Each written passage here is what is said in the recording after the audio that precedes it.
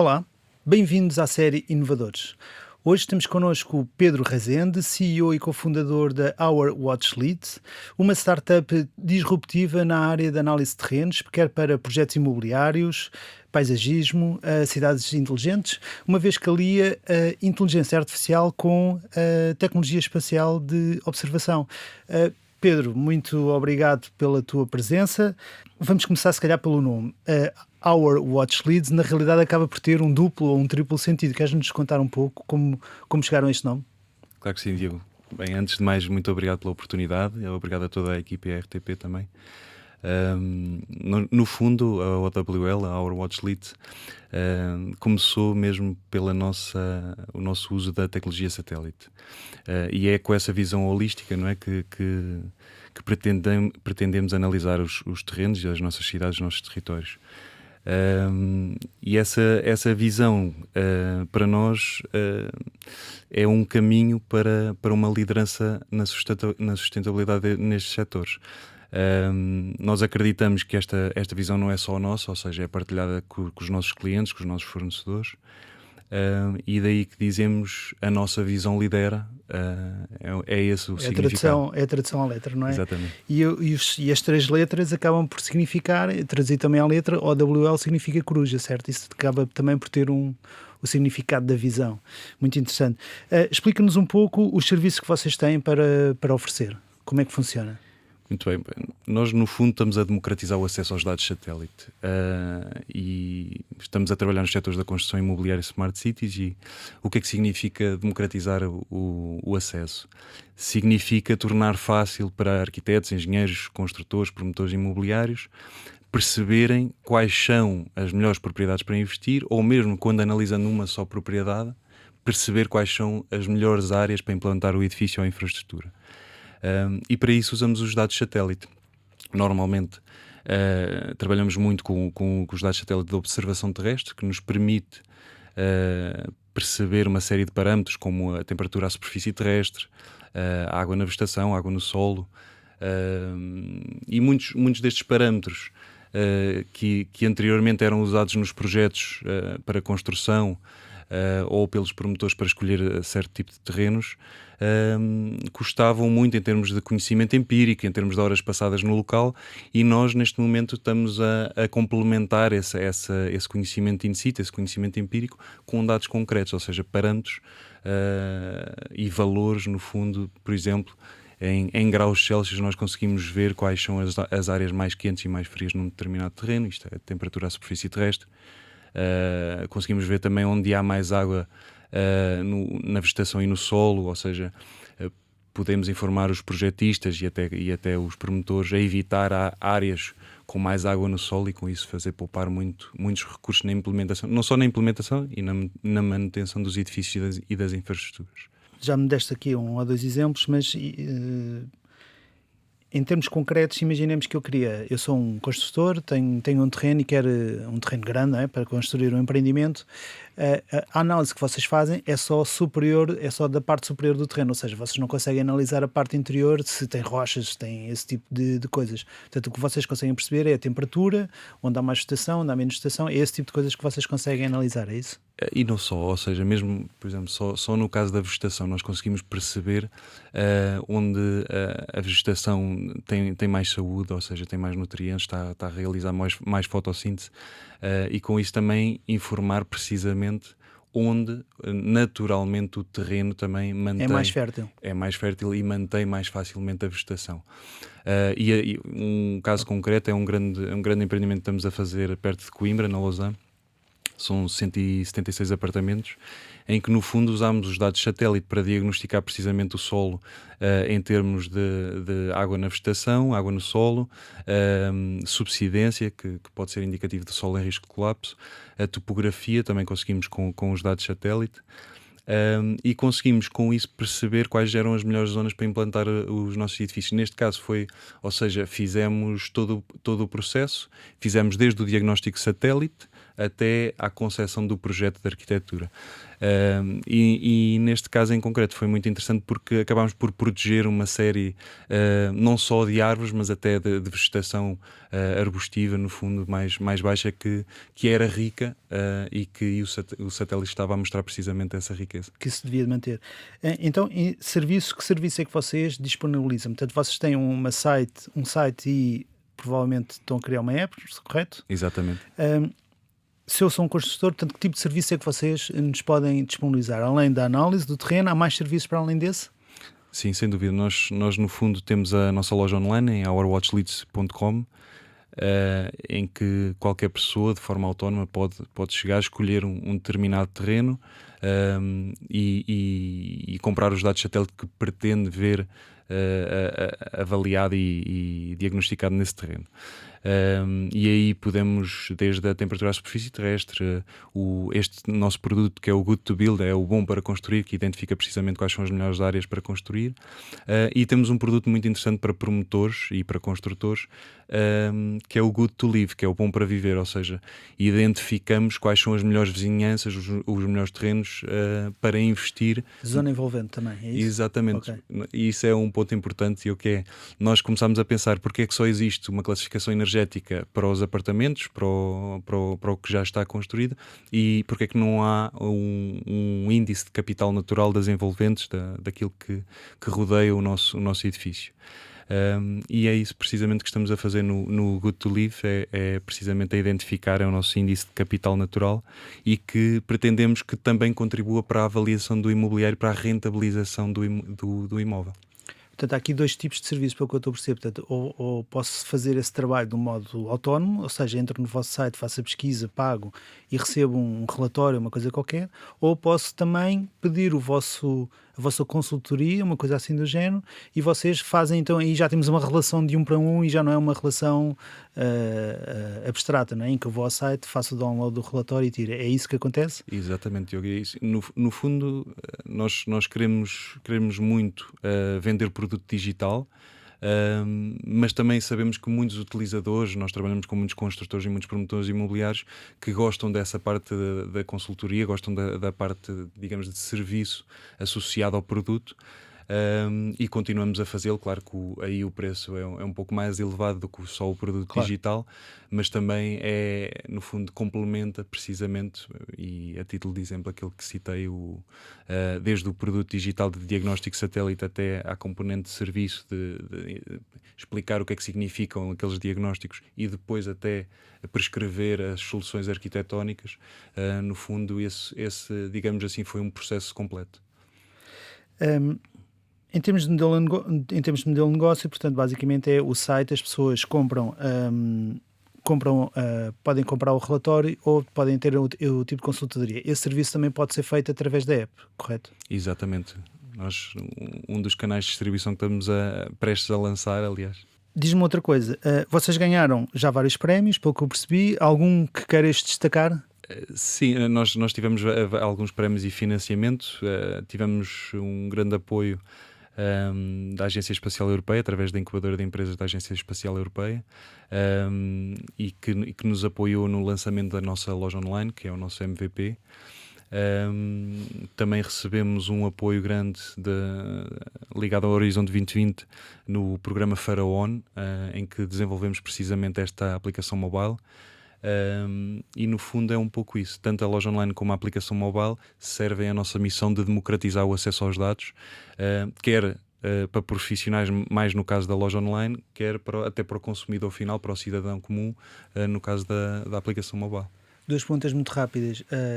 Este serviço só está disponível para Portugal ou está disponível para o mundo inteiro? A nossa aplicação pode ser ligada em qualquer lado e obtém os dados de satélite de qualquer lado do mundo. Vocês começaram em que ano? Nós começámos em 2020. Portanto, em 2 anos. Muito bem. Olha, obrigado pela tua presença. O programa de rádio termina aqui. Contou com o apoio de João Carrasco e edição de Ana Jordão.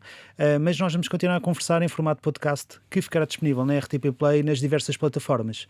Muito obrigado e até à próxima. Muito obrigado. Ok, Pedro. Agora, já só em formato podcast, Obrigado pela tua presença mais uma vez. Hum, Vocês estiveram no Web Summit e já tiveram aqui envolvidos com a Agência Espacial Europeia. Hum, que feedback é que vocês podem dar destas duas realidades? Portanto, correu bem para vocês? Isso trouxe-vos muito networking ou investimento, caso estivessem à procura? Estamos neste momento à procura. Trouxe sobretudo da parte da Agência Espacial Europeia, da incubadora de empresas. Nós fomos isto e continuamos incubados. A nossa sede é no IPN, em Coimbra. Trouxe-nos uma mentoria fundamental para a evolução da nossa empresa, do nosso negócio, em todas as componentes, desde o modelo de negócio, trabalhar o modelo de negócio, até a parte da propriedade intelectual, os próprios dados satélite, ou seja, perceber onde podemos adquirir dados satélite, quer sejam privados e pagos ou open source, gratuitos, e processá-los, não é? Transformar esses dados satélite em valor para os nossos setores. E isso foi fundamental, esse apoio que nós tivemos no primeiro caso, que é na incubadora de empresas da Agência Espacial Europeia, no IPN, em Coimbra. No caso da Web Summit, é um mundo todo em Lisboa, e foi fantástico, foi uma experiência fantástica. Nós fomos muito na lógica e assim com o objetivo de aprender, ou seja, vamos aprender, vamos primeiro pisar o relevado para ver e depois vamos tentar jogar. E foi um pouco assim, e foi muito produtivo por isso mesmo. Não tínhamos expectativas muito altas de captar logo investimento, captar logo clientes.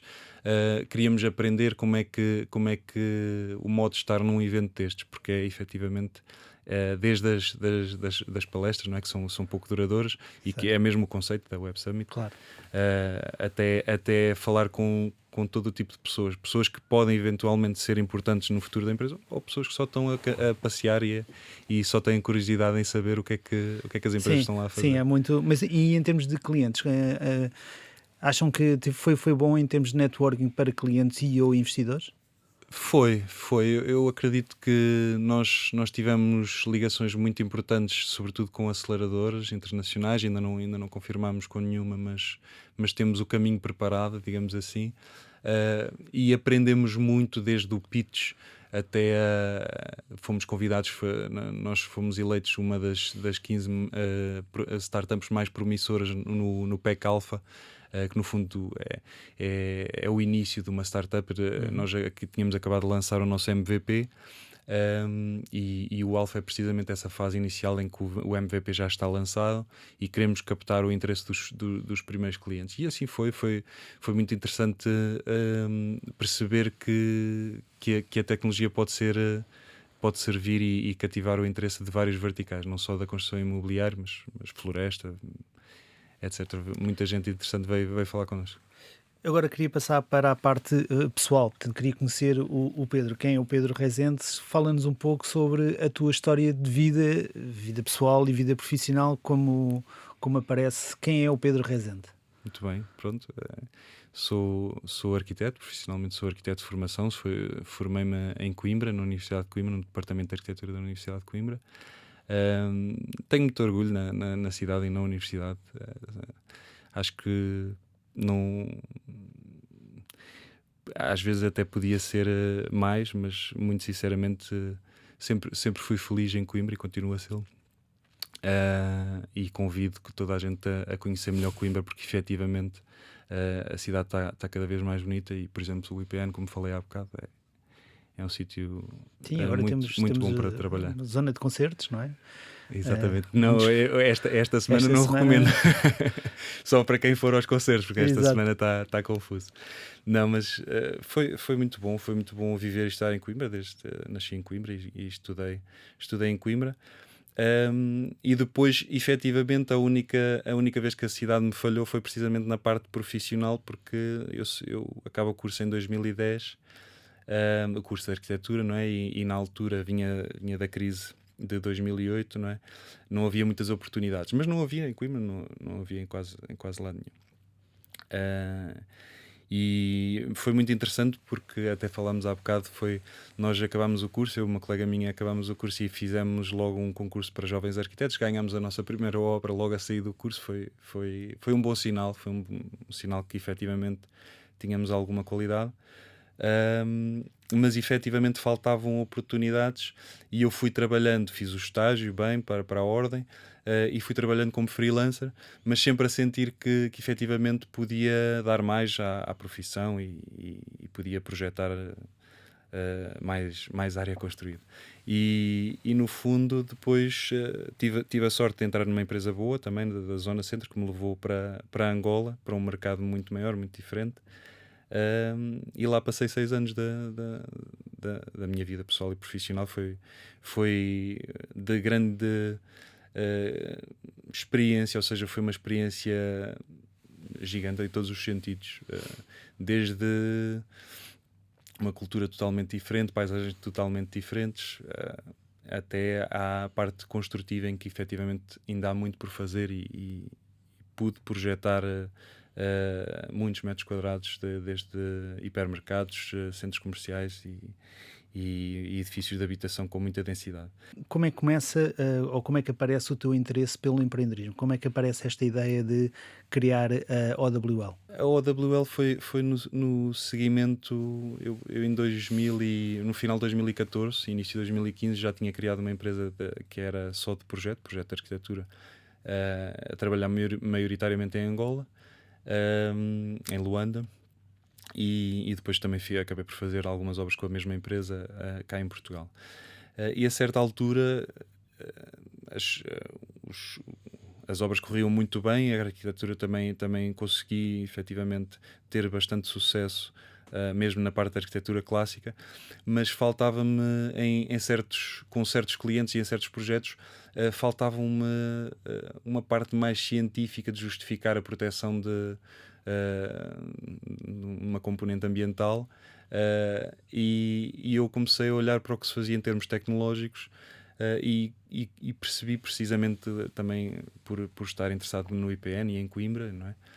Comecei a perceber que existiam empresas a usar a tecnologia espacial para informar decisões na arqueologia, na agricultura, e o pensamento foi esse: ok, se esta tecnologia está a servir para informar decisões nestes setores, provavelmente na construção e no imobiliário também irá servir. E foi um pouco isso. Fui à procura. Na altura inscrevi-me na Portuguese Space Summer School, que no fundo é uma escola, era dos mais velhos que estava lá. Era tudo malta mais nova a começar a acabar os cursos, mas foi muito interessante porque foi o primeiro contacto com a tecnologia e com as potencialidades da tecnologia.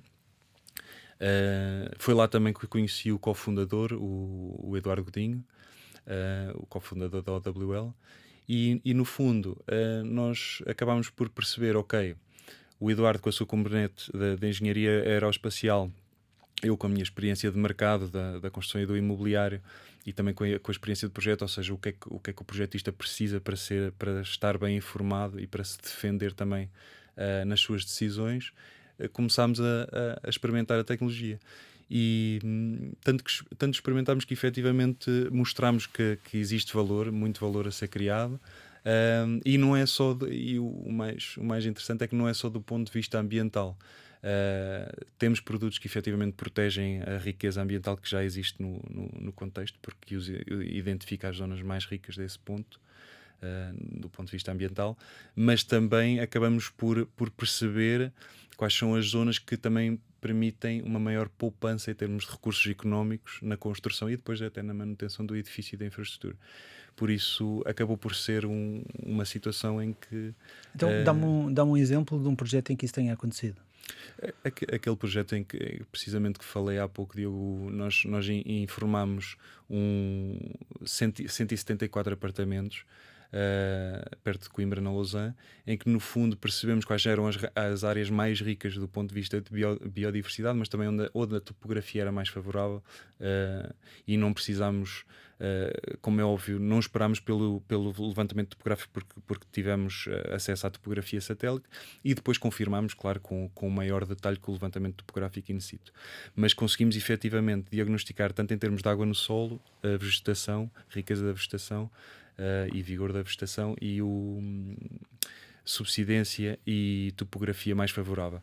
E com isso conseguimos fazer com que o edifício fosse implantado servindo, claro, as questões programáticas, ou seja, nós só adicionamos parâmetros àquilo que é o tradicional trabalho do arquiteto e do engenheiro. Nós temos mais parâmetros para informar melhor as decisões. E efetivamente conseguimos evitar artificializar estas zonas que em muitas vezes coincidem, que são as zonas com mais água no solo, com mais riqueza da vegetação. E nós sabemos, mais água no solo também, e aí não é Mais só as problemas. linhas, não é só as linhas de água, nem só a água que se vê e que está a céu aberto, que se vê a olho nu, não é? Nós conseguimos ver fenómenos como a evapotranspiração ao longo do ano, se existe mais água ou não.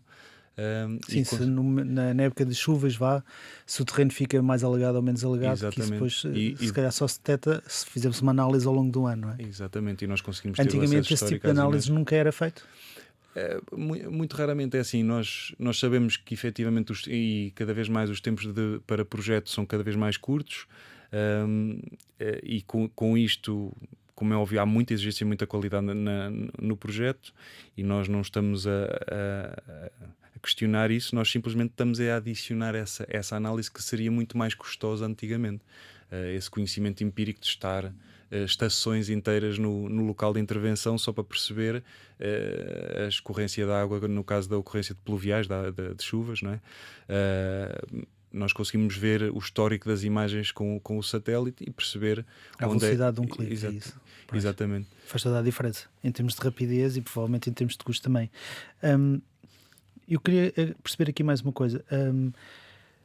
Eu vi nas vossas redes sociais, por exemplo, uma coisa muito engraçada que foi vocês estiveram a analisar o estádio do Benfica e o estádio do Sporting e repararam que o estádio do Benfica era, se não me engano, muito mais frio, e havia uma sombra, acho que o vosso termo até era uma sombra, do que o estádio do Sporting. Esse tipo de análise quer dizer exatamente o quê? No caso era a temperatura à superfície terrestre, e foi por acaso que descobrimos isso, e foi muito interessante perceber que há ali um fenómeno que tem de ver, está diretamente relacionado com os materiais, e que pode, como é óbvio, pode ter outros motivos que não só os materiais, nomeadamente a rega do estádio pode coincidir com a hora da aquisição das imagens satélite, ou seja, há uma série de parâmetros que podem influenciar aquela medição, mas que foi muito curioso verificar que é muito mais baixo a temperatura registada no Estádio da Luz relativa ao Estádio de Alvalade. Foi muito interessante verificar. Portanto, isso quase que significa que se tiver uma patologia, salvo seja num edifício ou numa zona, posso utilizar os vossos serviços não só para preparar a construção, como para depois poder analisar pós-construção. Imaginemos que eu tenho uma construção que já tem 20 anos, uma coisa qualquer, e reparo que há ali um problema. Posso também utilizar os vossos serviços nesta situação? Sem dúvida. Nós até fizemos um trabalho muito interessante com um condomínio em Coimbra, em que no fundo conseguimos com imagens de satélite perceber várias patologias na cobertura do edifício. Quanto maior for uma cobertura de um edifício, a infraestrutura a monitorizar, o edifício a monitorizar, mais pertinente se torna, porque efetivamente é muito custoso fazer uma manutenção, uma vistoria deste tipo de edifícios e infraestruturas de grande escala. E o satélite tem essa facilidade, não é? Que no fundo mapeia vários quilómetros quadrados em simultâneo e temos o acesso ao histórico, ou seja, conseguimos perceber o que é um comportamento normal porque se vai repetindo ao longo dos anos, ou um parâmetro que efetivamente está ali a demonstrar, a ser indicativo de alguma patologia que vale a pena ser analisada. Olha, terminamos o nosso podcast aqui. Quero-te agradecer a tua presença. Projeto muito interessante, desejo-vos a maior sorte. Para quem esteve a ver-nos e a ouvir-nos desse lado, muito obrigado também da minha parte. Sigam-nos nas redes sociais, estamos nas diversas plataformas de podcast, inclusive na RTP Play. Muito obrigado e até à próxima. Muito obrigado, Ian.